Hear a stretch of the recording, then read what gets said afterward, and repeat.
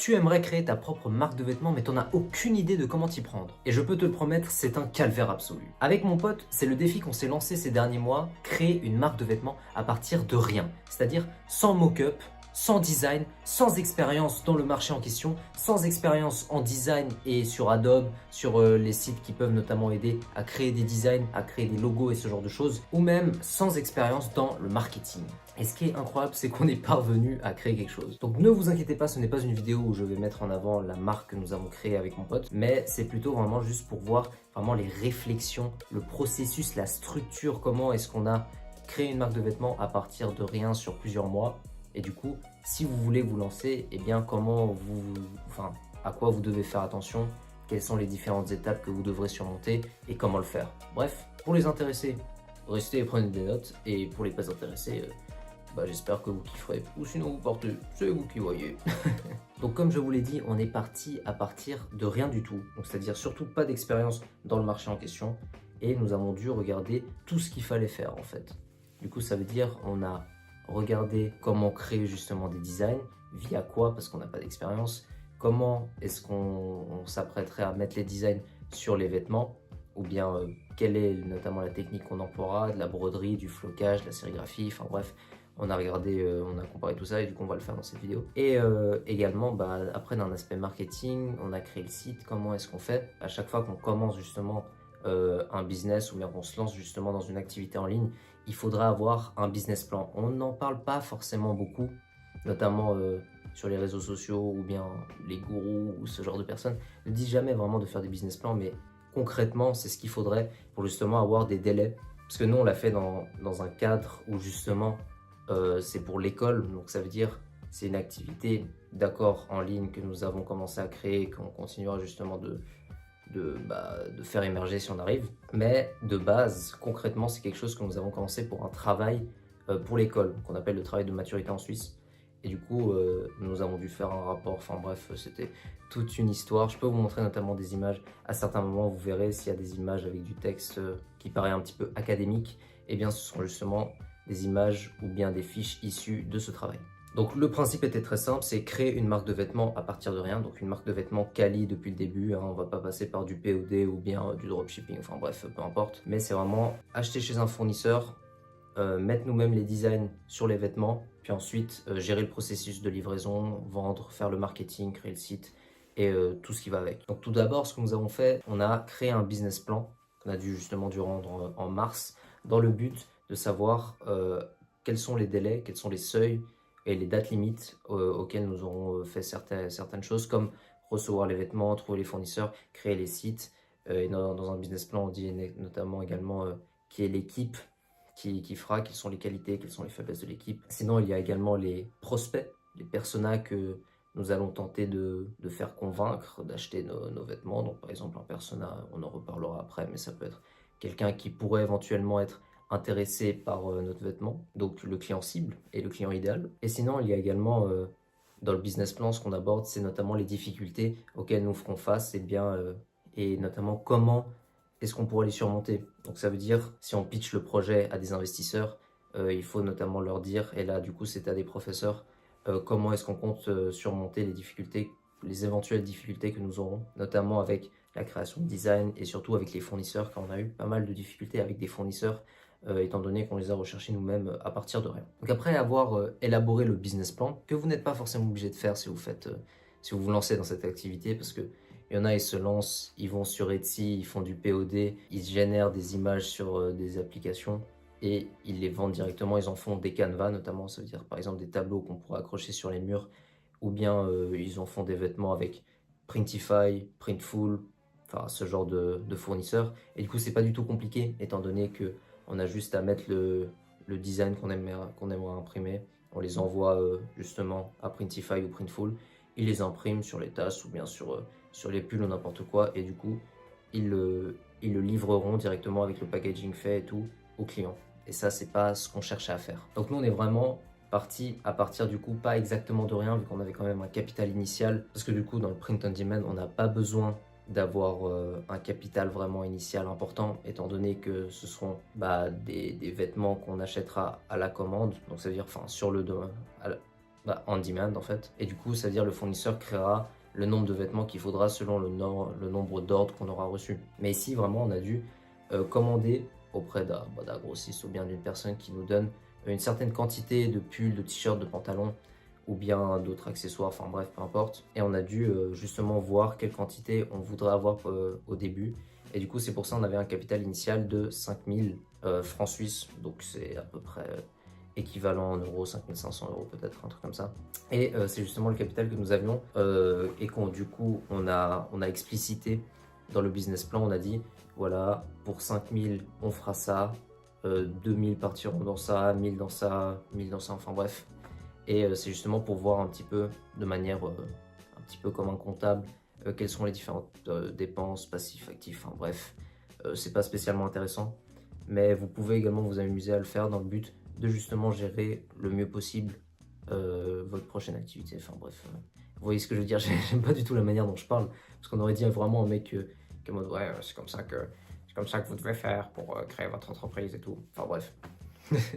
c'est pas le but, mais c'est notamment la première chose que nous avons faite. Sinon, on aurait été complètement désordonné. Et dans tous les cas, les délais dans le business plan n'ont pas été totalement respectés ou du moins ont été interchangés. Enfin bref, c'était plus compliqué que prévu, vu que c'était la première fois que mon mate se lançait dans quelque chose d'entrepreneurial. Et même pour moi, c'est pas forcément facile, étant donné que quand on fait du dropshipping ou bien d'autres activités, on ne pense pas forcément à ces aspects-là, mais c'était important d'après nos enseignants. Donc on les a fait.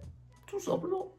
Maintenant, en ce qui concerne la marque en elle-même, l'image de marque, enfin bref, même les fondements de la marque, hein, les cornerstones, la première chose que nous avons faite était, notamment au début d'année, de trouver un nom de marque, tout simplement. Et même peut-être un slogan qui pourrait aller avec. Donc on s'est dit, peut-être qu'on commencerait par quelque chose d'un petit peu astral ou bien d'espace, enfin avec ce thème-là.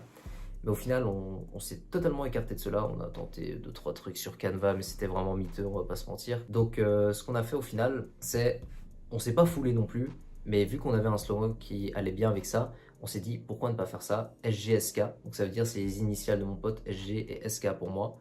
Et du coup, ensemble, notre slogan, ça fait Surpass Greatness, Strive for Kaizen. Du coup, c'est pas forcément le meilleur truc, vu qu'on n'a pas un logo qui frappe, parce que théoriquement, le mieux ce serait, quand on crée sa propre marque, d'avoir un logo qu'on reconnaît. Peut-être il y a différents types de logos, hein. Ça peut être typographique, un emblème, ça peut être un écusson, enfin bref, des trucs un peu de lycéen, ou ça peut être vraiment un monogramme, enfin bref, peu importe. Et notre logo du coup c'est juste l'écriture, et on n'a pas encore choisi un logo plus symbolique, on va dire. Parce qu'en fait on a voulu prendre un logo pictural avec notamment un phénix, mais premièrement c'est difficile de créer lorsqu'on n'a aucune expérience, et même si on voulait le faire, il y avait d'autres complications après, des trucs de copyright, parce qu'on voulait peut-être reprendre quelque chose et éventuellement le modifier, mais on n'a pas forcément les droits. Donc au début, soit on fait quelque chose à partir d'une template Canva, soit on crée notamment juste de manière typographique le logo. Et du coup, c'est ce qu'on s'est dit. Peut-être qu'on changera à l'avenir, je sais pas quel est le mieux d'après vous, mais je pense que pour l'instant, ça ne dérange pas qu'on ait juste le logo. De toute façon, on n'a pas encore déposé la marque, vu que c'est encore le début, mais on parlera également de législation plus tard. Et du coup, on s'est dit, pour l'instant, on garde juste l'écriture de manière très fine avec une typographie spécifique qui était sur, je sais plus, c'est pas moi qui l'ai fait, c'est mon pote. Du coup, voilà, pour l'instant, on est resté sur ce logo-là, mais on va peut-être éventuellement l'améliorer par la suite. Bon, en fait, je vous fais une brève aparté comme ça parce que je parlerai pas de législation finalement. Franchement, c'est pas spécialement compliqué de créer une marque à partir de rien, notamment en France ou en Suisse. Il y a pas mal de personnes qui se lancent en freelance, et du coup c'est justement ce stade, cette occupation d'auto-entrepreneur où on se lance en tant que freelance d'abord, et ensuite on crée notre propre société, donc SA, SME, SMEA, SA, SARL, ou bien après d'autres stades d'entreprise. Mais du coup, au début, lorsque vraiment on commence et qu'on n'a pas de vente, il est inutile de se déclarer. Il faut le faire ensuite par la suite lorsqu'on a un certain revenu. Je vous mets spécifiquement ce qu'il faut juste là, paf. Et c'est notamment ce qu'on a dit dans le thème. Et voilà. Donc franchement, au début, il est inutile de se déclarer, il faut rester en freelance. Mais par la suite, lorsqu'on commence à avoir un certain CA, il faudra passer à d'autres types d'entreprises. Et aussi, il y a une petite chose que je voulais dire, c'est que par rapport au prix, au pricing, nous on s'est basé sur le livre d'Alex Hormozy, donc comment créer une offre gosh, créer une offre irrésistible. Mais du coup, c'est également quelque chose où à chaque fois on apporte des petits avantages parce qu'il y a 5 bonus qui vont avec. C'est quelque chose, je pense, qui est bien pour la création d'une marque, même au début. Il faut amener justement ces petits avantages comme faire partie d'un groupe spécial, avoir un packaging spécifique, avoir une politique de retour imbattable, avoir une qualité ou des matières imbattables également, avoir un service de livraison extrêmement rapide. Enfin bref, tous ces petits éléments sont vraiment hyper importants, ou bien genre des bonus pour les 100 premiers ordres, parce que c'est ce qui aide au tout début. Le bouche à oreille aussi, ça aide beaucoup, notamment les amis des amis qui achètent, ça régale. Et finalement, il y a également, lorsqu'on essaie de fixer les prix, parce que ça aide également du coup à fixer les prix, cette offre, mais lorsqu'on fixe les prix, il faudrait pas qu'on ait des prix qui soient barrés. Enfin, théoriquement, c'est mieux, d'un point de vue marketing, c'est mieux, parce que du coup, on se dit, oh, bah du coup, il y a une réduction et tout. Mais en fait, on n'a pas forcément le droit, en termes de législation, d'après PwC, en gros, on n'a pas le droit de mettre un prix qui est barré si on n'a jamais eu ce prix-là auparavant. Donc si par exemple je vends ce pull à 100 euros et que avant il était à 150 euros, du coup je barre le prix à 150 euros, eh bien on n'a pas le droit de le faire parce qu'on l'a jamais vendu à 150 euros avant. Donc il faut quelque chose qui soit réel ou bien vraiment on barre le prix d'avant parce que c'est une réelle solde. Mais du coup on peut pas juste faire ça à partir de rien dans le but d'influencer le prospect. Voilà.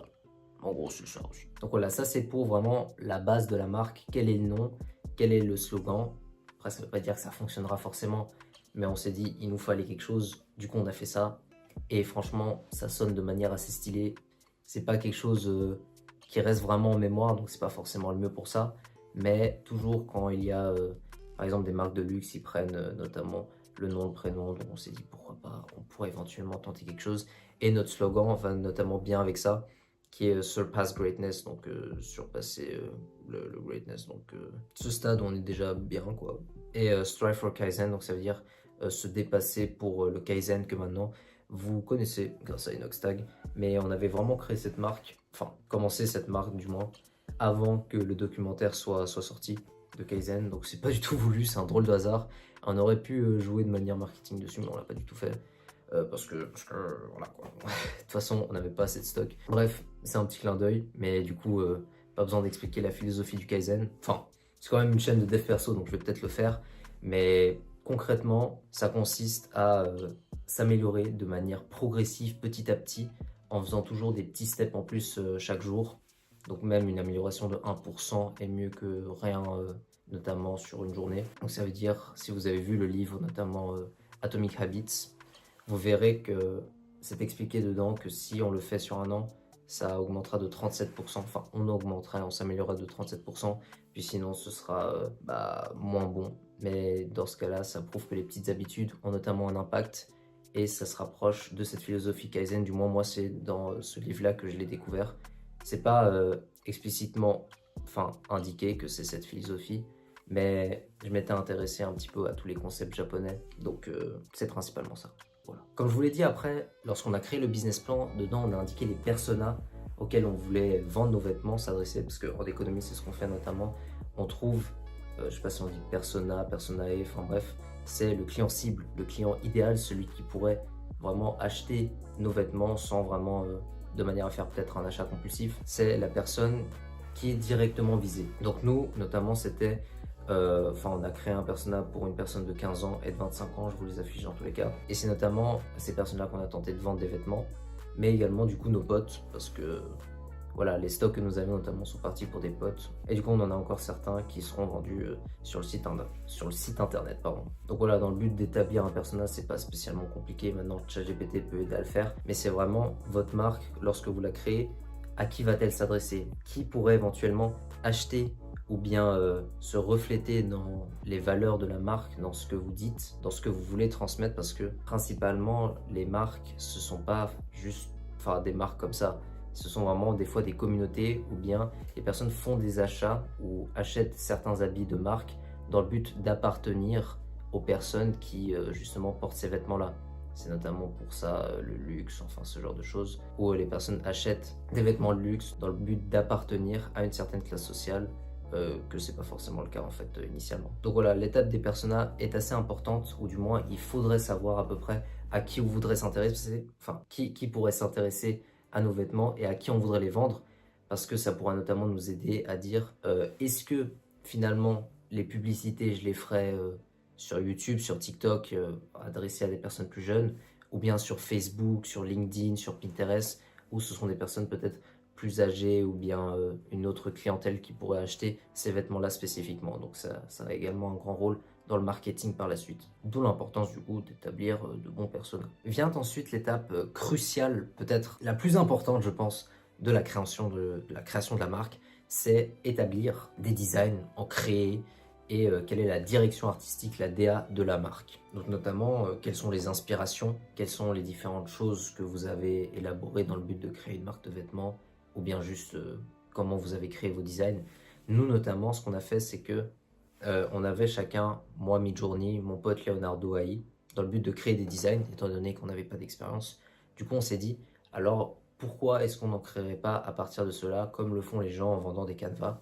Sauf que la petite difficulté, c'est qu'on s'est dit, il faut quand même qu'on ait une direction artistique, qu'on ait un univers, disons, artistique, qui justement qui s'apparente à un style de peinture ou bien de dessin qui est un petit peu le monotrait. Donc ça veut dire, vous voyez les traits fins qui sont assez élégants et assez justement fins, qui font des designs complexes, assez alambiqués, mais du coup très élégants et très beaux. Et c'est notamment à partir de ça que nous avons après créé le logo avec un caractère, une police d'écriture plus fine, et du coup des designs fins qui seraient justement cohérents avec tout ceci. Et notamment c'est sur ça que nos enseignants ont également jugé la manière dont nous avons créé des designs. Donc je vous montrerai peut-être tous les designs après si vous voulez.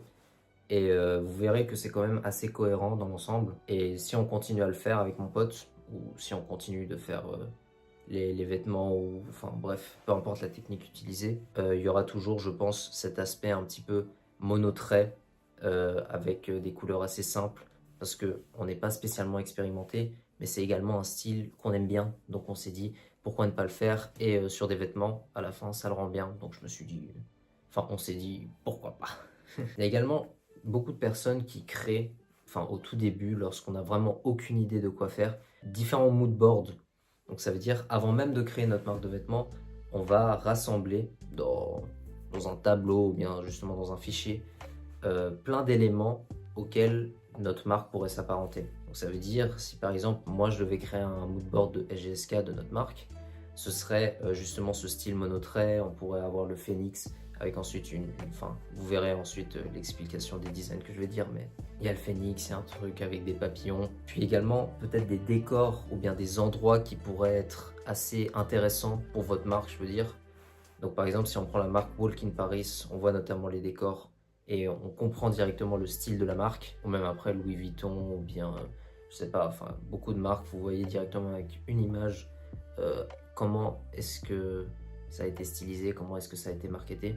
Et du coup, lorsqu'on crée un mood board, on rassemble un petit peu tous les éléments qui reflètent un petit peu la direction artistique, l'image de la marque. Et du coup, ça peut aider au début, notamment par croquis, par dessin, vraiment au tout début lorsqu'on brainstorm un petit peu tout. Et franchement, nous on en a fait un, il n'a pas été très bon, et du coup on n'en a pas refait d'autres. Mais théoriquement, on pourrait créer un premier mood board au tout début, un deuxième après avoir créé et avoir quelques idées, notamment avoir créé le logo et avoir justement les premières idées, donc cette idée des monotraits, et finalement après avoir créé des designs pour la suite. Donc c'est ce que je me suis dit et c'est ce que j'ai expliqué dans mon rapport, mais franchement l'étape des mood boards, si on sait déjà ce qu'on veut faire, n'est pas forcément la plus cruciale à mon sens. L'étape d'après était, je pense, la plus rapide parce que c'est juste de créer des mock-ups. Donc ça veut dire, nous ce qu'on a fait, c'est notamment on est allé sur un site qui s'appelle The Brown Bible. En gros, ce qu'on a fait, on a pris les mock-ups qui étaient directement là-dessus et on y a justement incrusté nos designs avec les couleurs qu'on voulait. Donc nous, justement, les couleurs qu'on a choisies sont toutes blanc ou noir. On est resté dans quelque chose de très sobre pour l'instant, mais on changera par la suite parce que vraiment là, on devait juste tester la manière de créer les designs. On n'était pas forcément jugé sur ça, mais du coup, le plus important là, c'était vraiment l'aspect économique et pas forcément l'aspect artistique derrière les designs. Donc on est resté sur des couleurs assez sobres, donc le noir et le blanc qui sont même pas des couleurs finalement, mais vous avez compris le délire. Donc à partir des mock-ups qu'on a trouvés sur The Brown Bible, on a mis nos designs dessus et du coup on a ce qu'on appelle un tech pack. Enfin c'est vraiment le tech pack le plus éclaté qu'on a, mais théoriquement il devrait montrer tous les habits donc qui sont regorgés dans une sorte de catalogue et également les dimensions après des coupes des vêtements. Parce que lorsqu'on a fini de designer un vêtement, que ce soit sur Adobe, Illustrator, Photoshop, enfin, il y a beaucoup de logiciels notamment, ce qu'on fait, c'est qu'on crée un tech pack. Donc ça veut dire c'est l'ensemble des informations sur les vêtements, notamment les coupes, les tailles. On aimerait que justement quelle taille fait notre pull, quelle coupe est-ce qu'il a au niveau de la manche, boxy, enfin bref. Il y a différents aspects à prendre en compte, est-ce qu'on veut une capuche ou pas. Et du coup, tout ça, on le met dans le tech pack avec également les couleurs spécifiques. Hein, il faut le code de HTML et tout.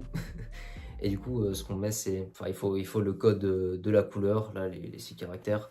Il faut également préciser spécifiquement comment est-ce qu'on veut qu'il soit agencé, à quel endroit, par exemple, s'il y a différentes couleurs, vraiment précisément comment ça fait. Et c'est notamment le principal fichier disons, qu'on va envoyer au fournisseur. Parce qu'à partir de cela, le fournisseur saura exactement ce que vous aviez en mémoire et du coup, il pourra vous créer le vêtement que vous vouliez en question. Donc ça, ce sont des personnes déjà un petit peu plus expérimentées dans le game qui font ça. Nous, notamment, on n'a pas créé un tech pack du coup.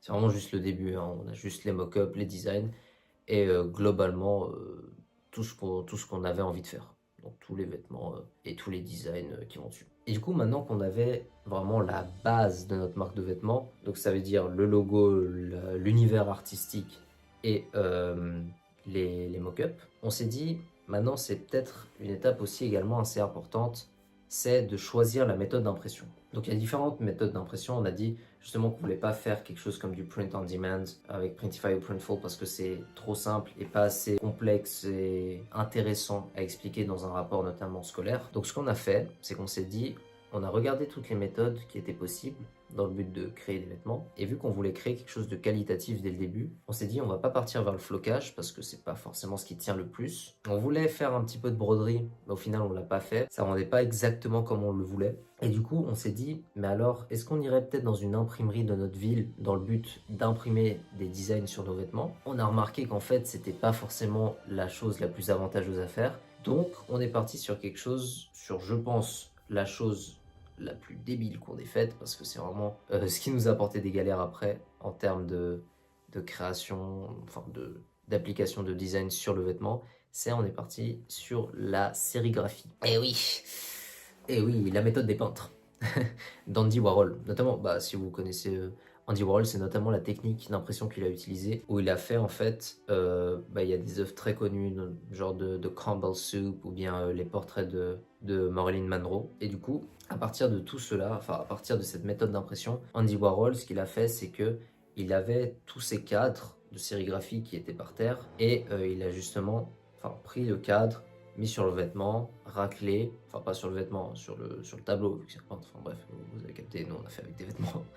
Et du coup, il a fait notamment cette méthode d'impression à la suite. Du coup, ça faisait un petit peu en chaîne comme ça. Et c'est comme ça qu'il a pu créer plusieurs copies de tableaux qui étaient assez similaires sans qu'il y ait d'imprimante autrefois. Donc nous on s'est dit on veut également une méthode d'impression qui soit qualitative et donc on est parti sur la sérigraphie. C'est peut-être la méthode la plus utilisée pour des t-shirts, mais on l'a également utilisée pour d'autres choses et vous verrez que c'est vraiment pas ce qui est le mieux parce que notamment lorsqu'on utilise lorsqu'on fait la technique de la sérigraphie, le mieux ce serait d'avoir des designs qui sont assez gros ou du moins assez épais dans le but d'ensuite bien pouvoir racler sans qu'il y ait des difficultés par la suite.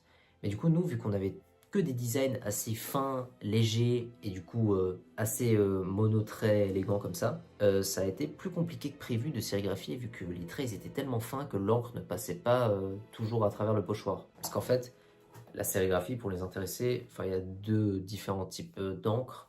Déjà, il y a celle à eau et celle plastisol. Nous, on est parti sur plastisol parce que ça tient plus. Mais du coup, c'est plus compliqué à faire en termes de sérigraphie parce que ça se nettoie pas à l'eau, en fait, l'encre tout simplement. Et ce qui se passe, c'est que d'abord en sérigraphie, on a le cadre, on le nettoie. on met de l'encre à induction. Donc ça veut dire c'est une encre bleue notamment qu'il va falloir sécher pendant 3 à 4 heures dans le noir à température ambiante environ. Et du coup, après que cette encre est séchée, c'est notamment sur ce même cadre que nous allons ensuite insoler notre design. Donc on prend le design, on l'imprime sur une grande feuille transparente qu'on a notamment imprimée dans une imprimerie parce que le format était énorme, c'est des cadres A3 et nous on n'a pas d'imprimante A3, ce serait assez miraculeux d'avoir ça chez soi. Donc ce qu'on a fait, c'est que on a pris les cadres avec l'angle d'induction, on a ensuite insolé le cadre, donc ça veut dire on l'a mis par terre, on a mis une lampe au-dessus et du coup le design il était transféré sur le cadre directement, notamment grâce à la lumière UV. Et après 20, 25 minutes, même 30 minutes des fois, le cadre il était dedans. Ce qu'on fait ensuite, c'est qu'on va dans la salle de bain, on nettoie à l'eau, pour que le design ensuite il soit bien marqué. Et quand le design est bien marqué sur le cadre, c'est notamment à ce moment-là qu'on peut mettre l'encre, donc blanche, noire, rose, bref, les couleurs primaires. Et on peut ensuite l'appliquer sur le design. Donc, sur le vêtement, on applique le design sur le vêtement. Ça, c'est la théorie. Maintenant, on a eu des complications pour tout. C'était vraiment insoutenable. Et du coup, ça nous a fait perdre pas mal de temps. On avait justement les délais du business plan qui ont été déplacés à cause de ça. Parce que vraiment, on était en galère. À chaque étape, il y avait un truc qui n'allait pas. L'encre à induction, des fois, elle prenait trop de temps à sécher ou bien elle créait des bulles. Ça, c'est aussi assez agaçant. Je vous montre des images également. Vous aurez un montage pépito. Parce que pour l'instant, j'ai juste l'air d'un abruti qui parle à la caméra, mais bref, j'espère que ça aide au moins. Et dans tous les cas, ça m'aidera moi. Et donc, après, ce qu'on a fait pour l'insolation, des fois, le design n'était pas assez marqué, on va dire, dans l'encre à induction, parce que cette encre avait peut-être trop séché, ou bien elle était pas forcément assez foncée, disons. Assez épaisse de manière à ce que y ait justement le design qui soit incrusté dedans. Et après il y avait également, on a eu des difficultés pour justement racler l'encre dans le design parce que les traits étaient trop fins et donc on a dû passer un petit peu au cure-dent pour qu'on ait les formes qu'on voulait. Donc il y a des designs qui ressemblent pas exactement à la photo ou bien à ce que nous avions imprimé initialement, mais le rendu est quand même pépite. En tout cas, moi j'adore, mon pote il adore, nos potes ils adorent. Donc ça fait plaisir. Mais on aurait pu faire ça mieux et c'est quelque chose que nous avons mentionné dans notre rapport. Si vous êtes intéressé, dites-moi si vous voulez la liste des fournisseurs d'abord et des rapports. D'ailleurs, il faut que je vous parle également un petit peu des fournisseurs parce que ça a été une galère. Pour les fournisseurs, ce qu'on a fait, c'est que je pense ce que chaque créateur de marque indépendante fait, il va notamment sur les réseaux sociaux et il regarde quels sont justement les fournisseurs qu'on pourra avoir. Donc nous, on a notamment trouvé beaucoup de fournisseurs, des listes notamment, où il y avait vraiment tous les fournisseurs européens, asiatiques, américains et tout. Et au final, ce que nous avons fait, c'est que à travers la 200 de fournisseurs que nous avions, on en a contacté certains, mais certains d'entre eux en fait n'étaient plus disponibles ou ils avaient plus de stock et du coup ils avaient été liquidés depuis un moment déjà. Donc ça également, ça a retardé les délais que nous avions dans le business plan. Et ça a été assez chiant pour être honnête. Et du coup on a contacté d'autres personnes qui nous ont du coup fourni d'autres vêtements. Donc ça c'était plutôt pas mal. Et on a commandé à une certaine quantité. Je pense qu'en tout on en avait pour 2000-3000 francs pour ça. Et ça concordait à ce qu'on avait dans le business plan de base. Donc c'était plutôt correct. Et en plus, les vêtements, on a choisi vraiment les trucs pépites parce que je vous l'ai dit, on voulait créer un truc quali dès le début. C'est notamment du 100% coton pour les t-shirts, pulls. Et après, on a également une veste en jean, 2 pantalons. Et qu'est-ce qu'on a fait encore? On a fait une veste semi-cuir, polyester, un truc comme ça. Qui est stylé, je vous la montre après si vous voulez. Et notamment par image parce que lors d'une présentation que j'ai dû faire pour l'école, mon PowerPoint il était incroyable. Dites-moi dans les commentaires si vous voulez une liste de fournisseurs parce que du coup j'en ai une centaine maintenant. Après, je vous ai dit pour faire la sérigraphie il faut une imprimante A3 parce que les feuilles transparentes étaient en A3. Elles étaient, vous savez, granuleuses d'un côté et lisses de l'autre parce que après ça dépend des imprimantes, mais il y a des imprimantes laser, il y a des imprimantes à encre et du coup nous on avait, le gars chez qui on a été il avait une imprimante à encre. Et du coup, il fallait le côté granuleux pour que le design reste dedans. Sinon, si on le mettait sur le côté lisse, le design partait. Et c'était terrible, on s'est loupé, je pense, une 15-20 de fois. Donc ça aussi, ça nous a retardé, mais vraiment pas de beaucoup, de genre 30 minutes. Mais voilà, c'est un retard comme un autre. Donc notamment dans cette imprimerie, ce qui s'est passé, c'est que on a imprimé nos designs, on a pu avoir du coup un point de vente parce que le gérant il a dit si vous voulez afficher vos vêtements, si vous voulez mettre vos vêtements, bah pourquoi pas. Je vous montre notamment où c'est, en gros c'est à Lausanne, qui est une ville en Suisse. Et finalement, ce que nous avons fait également, c'est qu'on a demandé au fournisseur si lui-même avait des fournisseurs et il s'avérait que ce dernier avait déjà fait de la sérigraphie, il a un atelier de sérigraphie et en plus de ça, il a je pense une 200aine de fournisseurs. En tout cas il a dit. Et il a justement un site pour répertorier tout cela. Du coup, ça c'est plutôt pas mal, mais je pense que si on devait recommencer, on contacterait les fournisseurs dès le début, on regarderait et on verrait si ils sont vraiment trustworthy et s'ils le sont pas, enfin, s'ils sont pas sûrs et dignes de confiance, ce qu'on ferait, c'est que je pense que si vraiment il n'y a aucun fournisseur qui soit bon, c'est trouver dans la ville en question. Mais normalement, il y a assez de fournisseurs qui soient bons et notamment nous maintenant on a de bons fournisseurs je pense. Ouais, ils sont bien, ils sont bien. Et après bah il y a des prix d'entreprise et des trucs, enfin bref ça c'est encore autre chose. Maintenant quand on a fini toutes les étapes en sérigraphie et qu'on a le design qui est sur le vêtement, donc par exemple là je porte un vêtement de notre propre marque, je vous montre. Alors voilà vous voyez il y a ce bordel un petit peu monotrait et du coup quand on a un design comme ça, ce qu'il faut après, c'est que là, il n'est pas directement incrusté dans le vêtement, vu que l'encre plastisol ne s'imbibe pas directement dedans, mais il a fallu sécher avec un sèche-cheveux ou bien avec une presse thermique. Donc au début, on l'a fait au sèche-cheveux, c'était terrible, il n'y avait rien qui allait dedans, on le mettait au lavage, ça, c'était vraiment la catastrophe. Je vous montre si vous voulez... Attendez, il faut que je trouve ça quand même, tellement c'est miteux. Donc là, par exemple, on en a un qu'on a loupé. Donc voilà, ça c'est le design qui est justement assez fin. Bon là du coup ça a été plus simple de sérigraphier. Mais tout autour, du coup on a l'écriture. Et là vous voyez au lavage, il y a certaines parties, enfin certains morceaux du phénix et du design qui sont partis. Parce que on n'avait pas mis la presse. Et du coup le design n'est pas resté dessus. Du coup ça a été assez embêtant. Mais du coup on a acheté cette presse thermique et à une certaine température, donc je crois que c'était 150 degrés pour 3 minutes, quelque chose comme ça.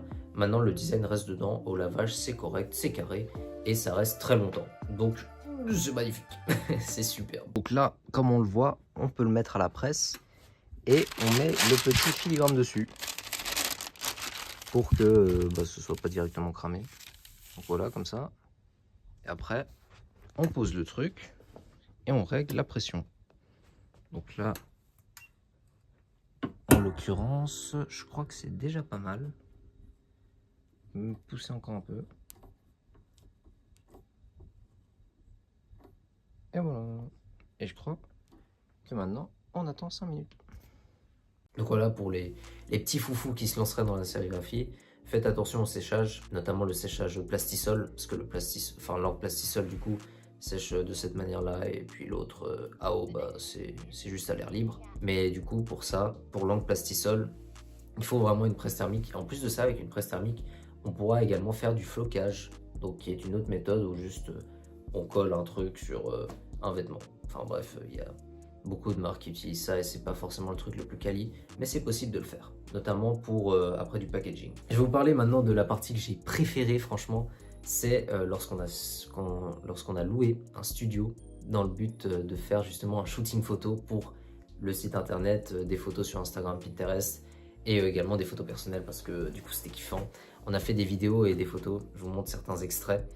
Et c'est notamment ce qui claque le plus dans notre rapport, mais c'est également les images du coup du site internet. Et je pense que si quelqu'un crée une marque de vêtements, il faut qu'il fasse un shooting de manière assez professionnelle. Parce que si on le fait juste à l'extérieur en faisant ce qu'on appelle par exemple du guérilla marketing, le guérilla marketing, c'est quand on fait des photos ou des vidéos en extérieur. C'est pas forcément toujours qualitatif. Et du coup, nous, on a demandé à un pote dans le but, de manière à ce qu'il nous aide à prendre des photos, vu qu'il était calé en tout ce qui est prise de photos, journalisme, de montage, enfin ce genre de choses. Il nous a aidé. On a fait un shooting assez sympathique. Et après, à partir de ça, du coup, on avait déjà des modèles pour les prochaines fois et je pense qu'on va refaire même un shooting dans un avenir assez proche dans le but de faire des photos d'autres vêtements mais également de petits détails ou bien de choses auxquelles on n'aurait pas fait attention. Mais vraiment, lorsqu'on crée sa propre marque de vêtements, il faut avoir au moins déjà fait un shooting, parce que je vous jure que genre ça change tellement. En fait, les designs ils rendent tellement mieux lorsqu'il y a un bon éclairage, vraiment les box lights, je sais pas. Enfin, mais c'est les grosses boîtes où il y a un éclairage et notamment un fond d'une seule couleur derrière. Ça rend extrêmement pro et c'est vraiment qualitatif. Donc franchement, faites ça. En plus, nous, ça n'a pas coûté cher. C'était genre 300, je sais plus, 300 francs pour quelques heures, 5 heures, genre 4 heures, 5 heures, quelque chose comme ça. Et du coup, on s'est départagé à deux, vu que nous sommes deux. Et voilà, basically that's it. Mais ça a été franchement une belle expérience et j'aimerais bien le refaire le plus tôt possible, carrément, avec vous. Oh, ce serait gaulerie ça. Et finalement, bah du coup, après avoir créé le shooting, enfin après avoir fait le shooting, on a du coup créé un site internet qui est assez simple, minimaliste, bullet point, argument clé, enfin bref, tout un bordel de vente. Après, je vais pas vous expliquer comment on crée un site internet. Vous allez maintenant sur différentes choses pour vous aider, ou bien vous le créez, vous le codez. Et du coup, nous on est passé par Shopify parce que c'est plus simple de gérer que par exemple Odoo, ou bien je sais pas, enfin j'ai pas envie de mettre certaines applications en avant. Mais franchement, ça a été assez simple d'utilisation. Du coup, on a fait ça, on a créé notre site et on a pu changer le code, modifier le code pour pouvoir l'améliorer. Et du coup, maintenant, il est toujours assez simple, mais au moins, il y a les aspects légaux, il y a la redirection vers les différents réseaux sociaux et il y a des images qualitatives avec les modèles du shooting photo qui sont nos potes en fait, en gros. En gros, c'est ça. Et finalement, le dernier aspect de la création d'une marque de vêtements, c'est le marketing. Donc justement, je vous ai dit à propos des personas que c'est assez important d'avoir de bons personas ou de les connaître spécifiquement dans le but de savoir sur quels réseaux sociaux on va s'installer. Et du coup, bah, il y a TikTok, je me suis coupé là. Il y a TikTok, Instagram, Pinterest et YouTube, je pense, qui sont les plus importants pour, lorsqu'on crée une marque de vêtements. Et sinon, il y a également Facebook, qui est bien. Mais du coup, nous, on ne s'adresse pas à des personnes qui sont plus spécialement âgées. Et vu que ce sont des potes principalement qui ont acheté, donc c'est plutôt notre tranche d'âge à qui cela plaît. Donc on s'est dit, on reste sur les réseaux sociaux en format assez court, disons. Donc du coup, l'avantage qu'on fait ça, même si vous créez votre propre marque, ce sera TikTok, Instagram, YouTube Short. Vous pouvez réutiliser les mêmes contenus, du contenu du coup organique, hein. Vous n'allez pas débourser de l'argent pour créer des vidéos qui partiront pas forcément virales. Mais du coup, on fait des petits challenges sur TikTok, on met des photos sur Instagram, on fait des YouTube Shorts, c'est toujours la même chose. Et on va par exemple sur Eleven Labs, où il y a une voix off, où on explique justement comment on a créé la marque, des images. Du coup, après, vous verrez, il y en a, ça perce. Et notamment, quand on crée un nouveau compte TikTok, il faut, je pense, attendre quelques jours pour être sûr qu'on n'est pas un bot et qu'on poste directement. Mais du coup, pour éviter de se faire shadowban et tout, ce serait du coup de poster après une semaine. Et si on n'a pas réussi à percer sur les 5 premières vidéos, surtout la première, ce qu'il faut c'est créer un nouveau compte. Parce que nous on n'avait pas percé mais on a créé un nouveau compte. Et du coup après bah, ça a directement mieux. Donc du coup je pense que sur ce, c'est un petit peu tout ce que j'ai à dire sur la création d'une marque de vêtements. On a également contacté des potes, des personnes qui nous ont aidés pour créer des logos au début mais ça nous a pas forcément plu. De toute façon je vais essayer d'embellir tout ça au montage. Mais du coup, pour le futur de la marque, ce qu'on pense, c'est qu'on essaiera de créer d'autres vêtements, peut-être se diriger vers des accessoires, ce sera intéressant, et notamment utiliser de nouvelles techniques d'impression, parce que ben, on en est tout simplement capable maintenant, vu qu'on a le matériel, et aussi d'avoir moins de difficultés avec des fournisseurs. Donc vraiment, ce sont vraiment, je pense, les points les plus importants, même si vous ne savez pas dans quoi vous vous lancez. Spécifiquement, vous ne connaissez pas le marché dans lequel vous vous lancez. Je pense qu'il faut au moins se renseigner, du moins pas mal, sur les fournisseurs et les personnes avec qui on va travailler. Parce que franchement, ça aide beaucoup. Et si vous n'avez aucune expérience ou vous ne connaissez vraiment rien, essayez de vous entourer un maximum dans le but de justement qu'il n'y ait pas de difficultés par la suite. Parce que les personnes calées le feront toujours mieux que vous. Moi je croyais, j'étais trop chaud en vidéo et tout. en prise de photos de modèles et tout. Pas du tout, pas du tout. Mon pote il m'a dit c'est pas du tout comme ça qu'on fait. Regarde. Et du coup maintenant bah on a des images plus quali que si moi j'avais pris les photos. En gros, parce que je sais même pas utiliser les appareils, donc carrément là je filme hôtel. Je suis tellement miteux. Bref, autre débat. Donc sur ce voilà, je vous montre un petit peu les images. Je vous ai montré aussi les images un petit peu des designs qu'on avait. Dites-moi si notamment vous trouvez ça stylé ou pas du tout. Quelles sont peut-être les pistes sur lesquelles on pourrait s'améliorer pour notre marque. Parce que ce sont des choses que je prendrai en compte vu que je lis vos commentaires et j'ai envie notamment d'améliorer cette marque de vêtements. Si vous voulez, vous pouvez acheter. Après nous, bon, c'est pas notre but. Mais on a vendu à des potes et peut-être qu'on tentera par la suite de faire avec de nouveaux vêtements, avec de nouveaux pulls. Notamment ça, c'est un pull qu'on a commandé chez un fournisseur et du coup on a sérigraphié derrière notre design. Et il est doux, il est quali quoi. Donc on essaiera d'améliorer tout ça par la suite. J'essaierai notamment, enfin je pense, de poster du contenu un petit peu à propos de ça sur cette chaîne. Parce que moi-même ça m'aide de revoir un petit peu tout ça pour voir l'évolution de la marque. Et de votre marque également. Parce que j'aimerais bien, enfin si vous êtes intéressé ou si vous voulez créer votre propre marque de vêtements ou si vous avez déjà créé, bah, laissez un petit commentaire comme ça, bah, moi je sais comment m'améliorer et peut-être apporter des conseils ou soutenir des personnes qui voudraient également se lancer là-dedans parce que je sais que c'est compliqué, c'est une galère totale. J'ai un autre pote qui crée également sa propre marque et c'est une galère totale également, c'est vraiment un calvaire.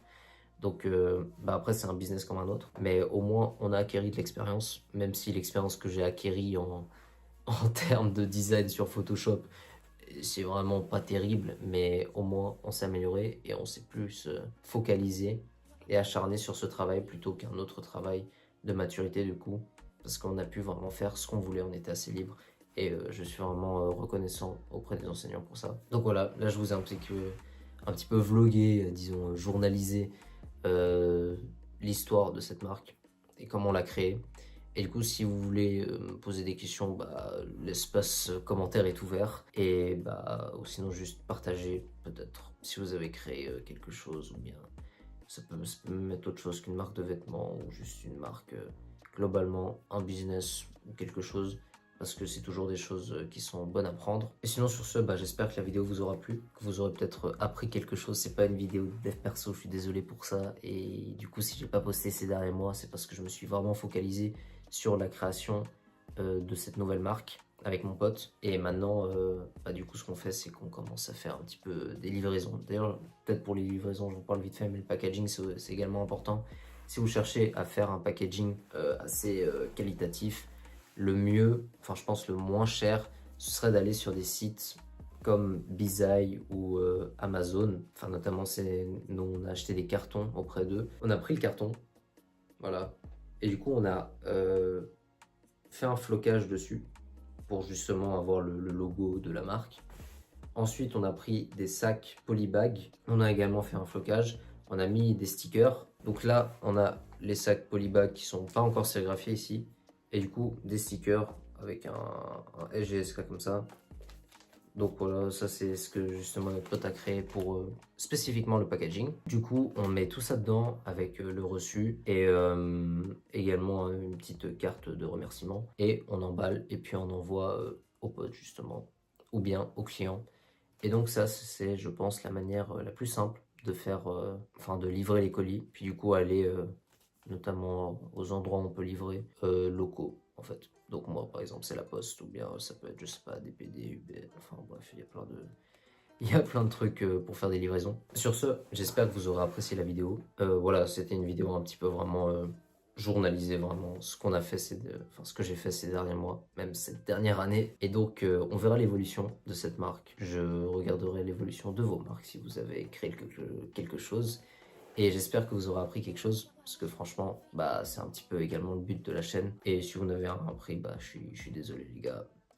En tout cas, essayer de créer une marque, c'est vraiment un truc extrêmement compliqué. Et si je devais le refaire, je pense que je me tournerais peut-être vers un autre business plutôt que créer une marque de vêtements. Parce que c'est vraiment pas le truc le plus simple.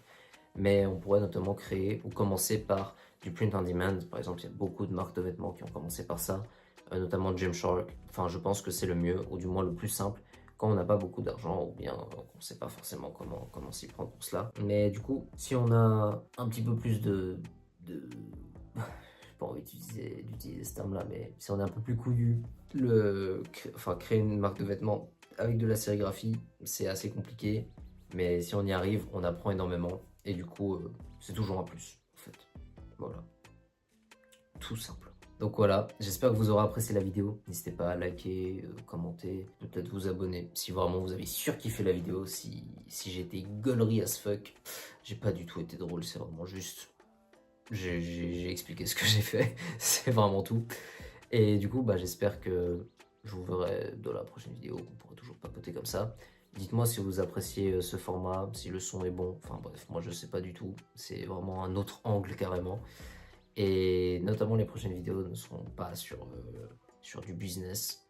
Mais j'aimerais bien du coup refaire des vidéos dev perso, peut-être sur cette marque. Et après par la suite de trading ou de crypto-monnaie, parce que c'est également quelque chose qui m'intéresse et que j'ai appris. Donc voilà, ce sera un petit peu sympatoche, surtout avec le prix du Bitcoin actuel. Et sur ce, moi je vous laisse. Je vous souhaite une très bonne journée, une très bonne soirée. Et prenez soin de vous et de votre famille.